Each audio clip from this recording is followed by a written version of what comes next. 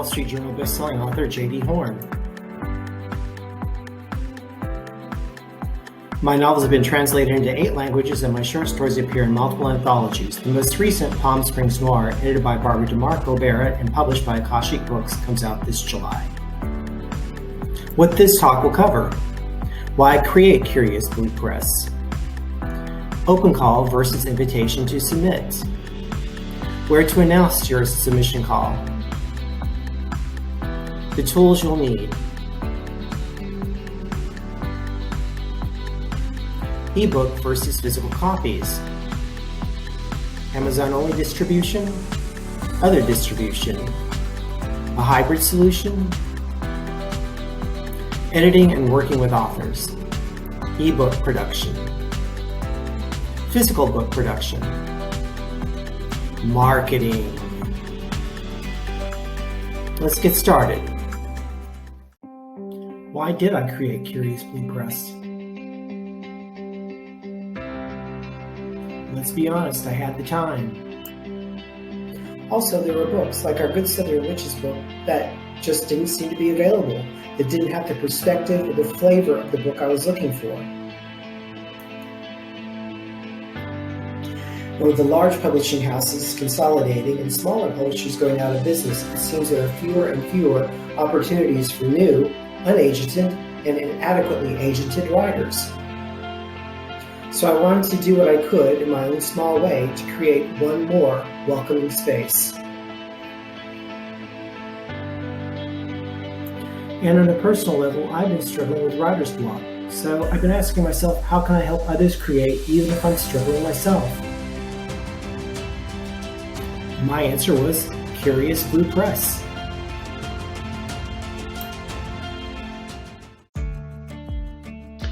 Okay, let's talk about open call versus invitation to submit.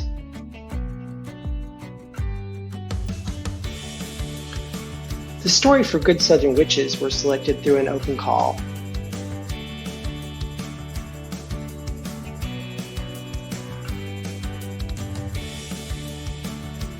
An open call is a wide call asking authors to send in stories for your consideration. You probably won't know the writers from whom you receive submissions. You may receive hundreds of submissions. Many of those submissions may have nothing to do with the type of story you're looking for. Have a vision, have a theme, allow the vision to evolve, hold fast to the theme.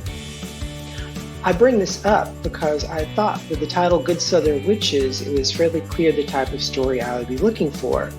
I was surprised when I started receiving stories that were not about characters from the southern states that I had put in the call and weren't even witches. And it was tempting because some of these stories were good to try to find a way to crowbar them in.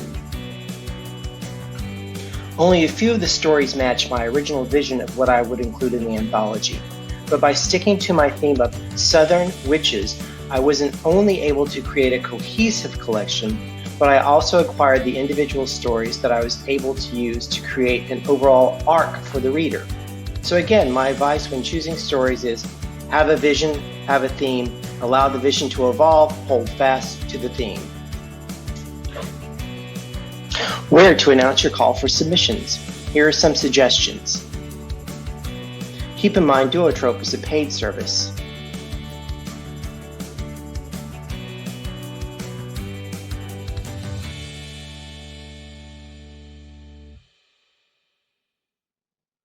There are also multiple Facebook groups.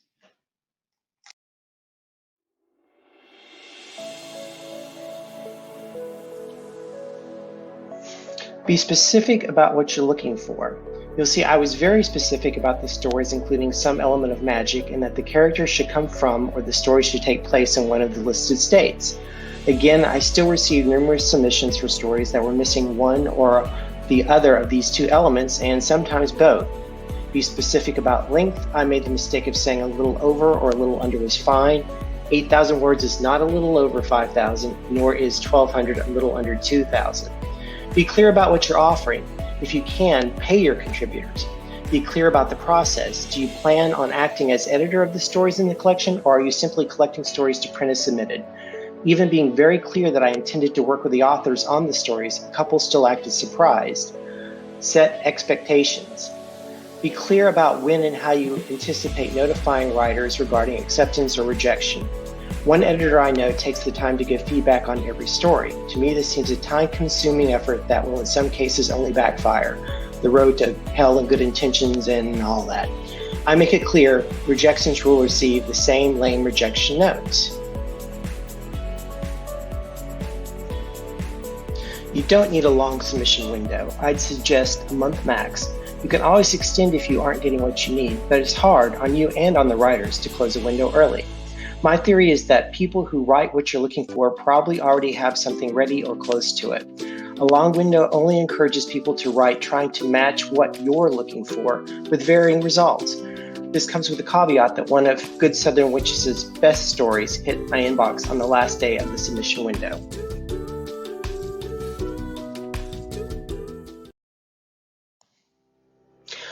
With an invitation to submit, you will contact the writers directly. Writers may be, although not necessarily must be, established authors. You may know the authors you're inviting to submit. You or someone whose judgment you trust will be familiar with their work. You will receive many fewer submissions to consider, but the stories will hopefully be tighter and more on point.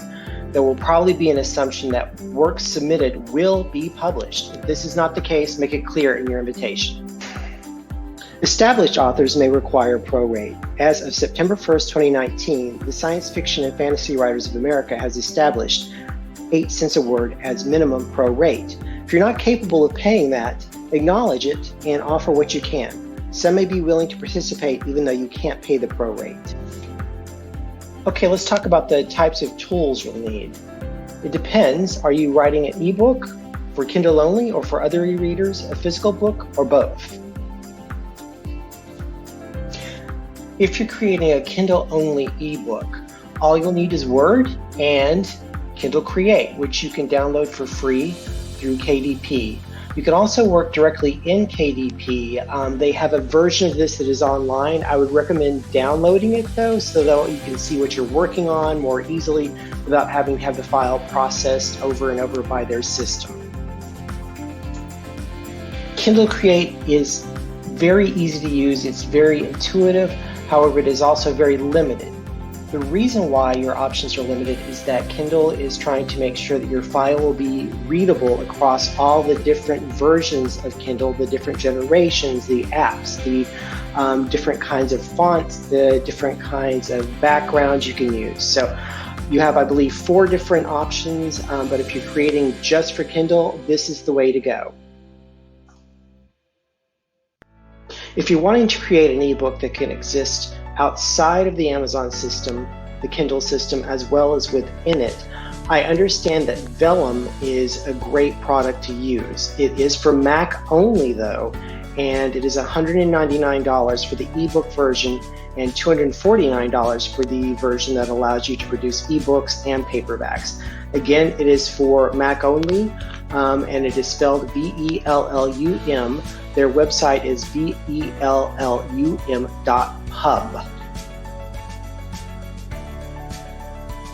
I don't use Mac though, so the best luck I had was with a product called Calibre.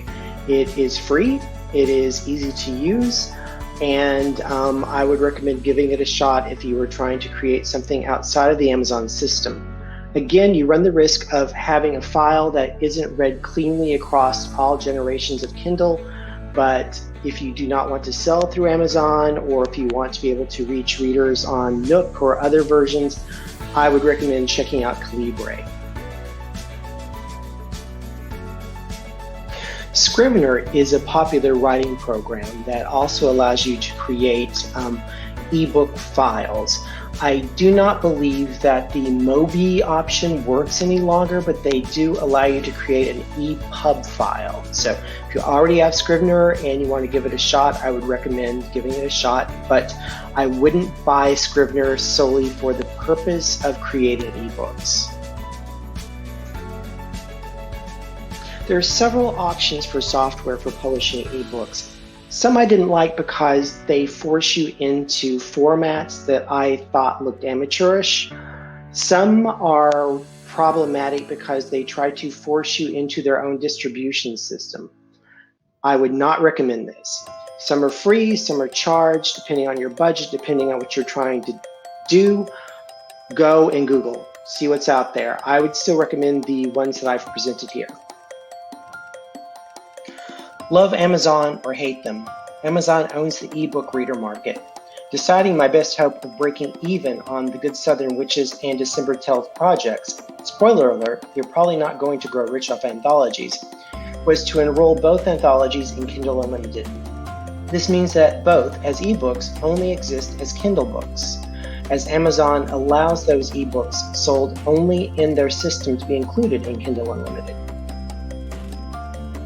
The physical copy of both books have been created outside of the Amazon system so people can order them through Barnes & Noble, through Amazon if they choose, or through their local independent bookstores.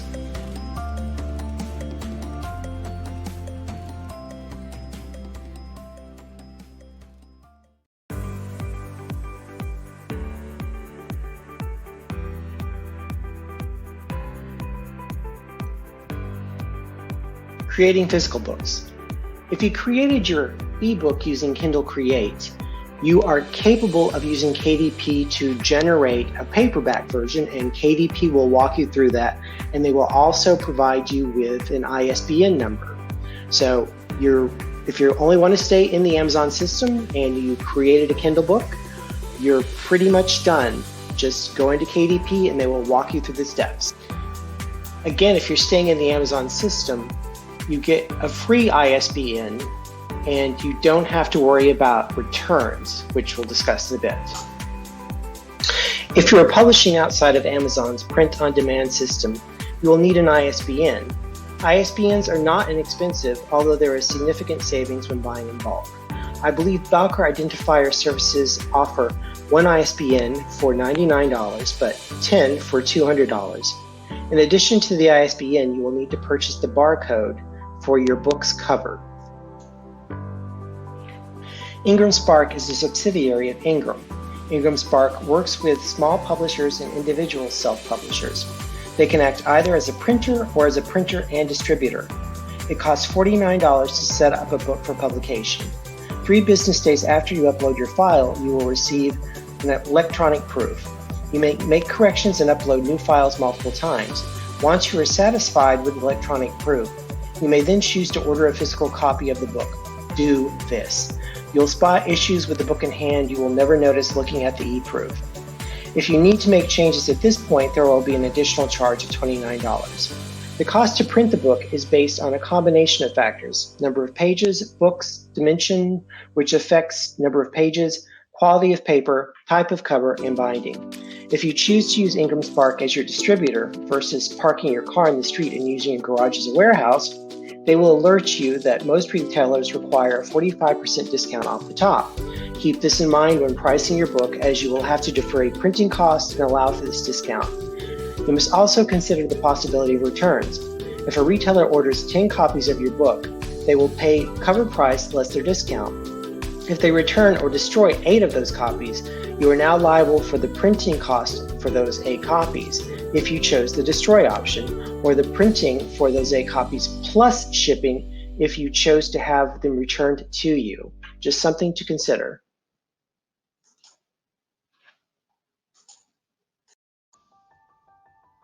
You'll need a graphics editor such as Adobe Photoshop for the cover work, interior art editing, and even for adding the barcode to your cover. You'll need a PDF creator/editor such as Adobe Acrobat DC, not simply the Adobe PDF Reader. You will be uploading a PDF to Ingram Spark, and you will need to edit the size of the PDF to match your book size.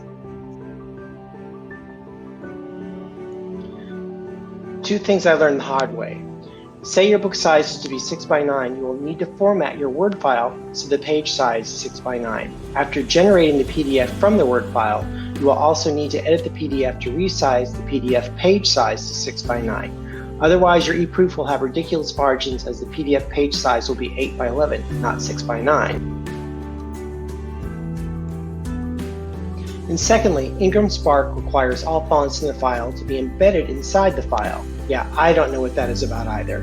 But if you encounter font embedding errors when uploading your PDF to Ingram Spark, rather than saving your Word file as a PDF, print the Word file to a PDF and upload that. I don't know why it works, but it does.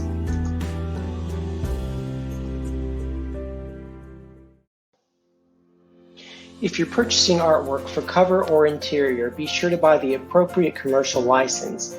Some companies like Shutterstock offer a single commercial license, while others like Dreamstime requires you purchase one commercial license for print and a separate one for electronic.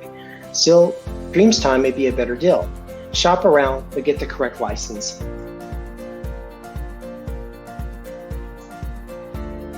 Keep records. The simple Excel sheet is a great way to track expenses and where a short story is in the editing process, the position in which it will appear in the anthology, if the author has signed a contract, if the author has been paid, email addresses, etc. It will help with the publishing process and come in handy at tax time. A word about contracts. I don't want to tell you what you should have in a contract, but I will tell you you should have a signed contract with any author whose work you're publishing.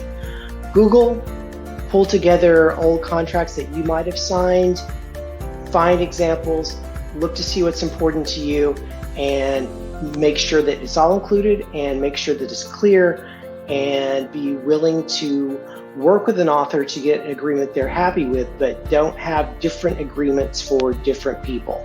Have the same standard agreement for everyone appearing in your anthology. Now, if it's a separate work, that's a different matter, but if you have multiple authors, I'd recommend having the same contract for everyone in it. Let's touch now on marketing. I wish I had better news to share on this front. Curious Blue Press ran ads on multiple platforms. Twitter was far too expensive, so no ads were run there. Facebook is more reasonable, but Instagram gave a much better bang for the buck, judging on number of impressions. Sadly, few, if any, of these impressions converted into sales. Bidding on Amazon placements online and on Kindle screens, I'd budgeted $400 but spent only around $3, as others tended to outbid me, even though I went with their minimum suggested bid amount. BookBub, I spent around $50 for 600 impressions. I saw no significant spike in the sales during the campaign, but these are all examples of promotion. There are the 4 P's of marketing. These are a bit out of their usual order: promotion, which we just talked about, placement, product, and price. I did not purchase spots on blog tours due to my experiences with them as an author. The matches can be somewhat bemusing. I once found myself being interviewed for a prepper website about my book, The Line. They gave it a thumbs up, but I don't believe it was the appropriate audience. Promotion is expensive. While it may be useful in building customer awareness, it doesn't appear to be very effectual in driving sales. Placement. It's highly unlikely your book will get any shelf space, let alone prime shelf space in any brick and mortar bookstore, nor is it likely to receive prime placement on Amazon. The 2 tools that are left are product and price. Make sure your product is the best it can possibly be. A handful of good reviews on Amazon or Goodreads may help tip an undecided reader in your favor. Make your book one that readers will want to tell their friends and acquaintances about. I think it's arguable that outside of product, price is the small publisher's greatest tool. You can't do much really when it comes to the physical book because you have to pay for the cost of printing, the cost of shipping, or you may be paying the retailer their percentage off the top. But with ebooks, you have a lot of room to use price as a promotion. And in an environment where someone is already looking for a book like yours, when they see your book, they see that it is a quality book and they see that it costs less than many of the other books. It will promote a sense of value. So what I'm currently experimenting is price point sensitivity with Good Southern Witches, and I will be doing the same with December Tales and with the Little Book of Horrors that will be coming out later this year as well. That's it. Thanks for joining me. I look forward to your questions.